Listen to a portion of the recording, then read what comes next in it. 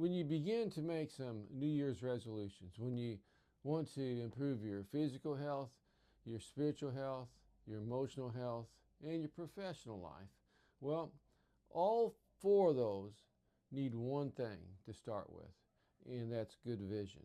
And I'm not talking about your physical vision, oh, that's a great blessing, but Jesus said if the blind lead the blind, then they're both going to wind up in a ditch.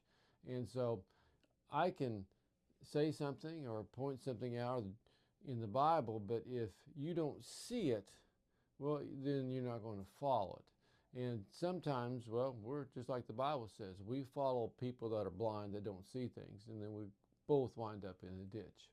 So let's give you an example. My mom, well, she was a little bit superstitious. Now, we grew up in an era that, hey, if you spilt salt, you threw some over your shoulder.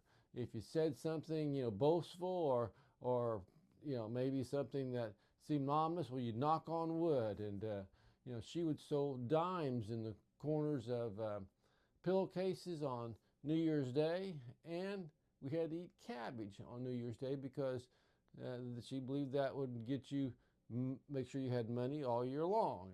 And she had a list of these things. But the problem with that, it's not that those hurt anything except for this. If you begin to give credit to those things for the good things that God gives you, then you're not giving God the credit. And more than that, when you really need help, well, you'll go to those things. It's kind of like if you have a basketball player, he's got he plays really best, he feels, when he has a certain pair of shoes on or a certain pair of shorts, and they're his lucky shorts or his lucky shoes. And so if he loses and he didn't have those on, well, it's because of those shorts. And he has to have those shorts to win. Well, no, that's not the case at all. See, he's blind leading the blind. The fact is, God's the one that gives you strength, and God's the one that gives you the ability to do the things you do. And if you're going to win, every good gift and every perfect gift, well, that comes from God. And so if you don't see that, well, then as you begin to make plans to get healthy, well, you're going to just be blind. And so we want to pray first about God giving us better vision, spiritual vision, and physical vision.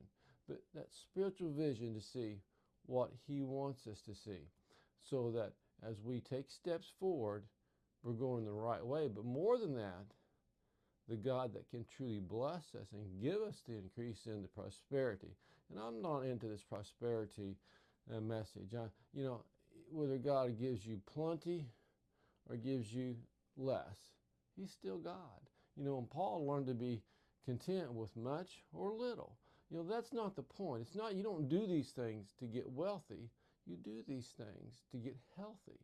And healthy in the Lord, and to walk with the Lord. And you'll find it to be a great, fulfilling life. So we want to start with good vision. Just something to think about. Take care and God bless.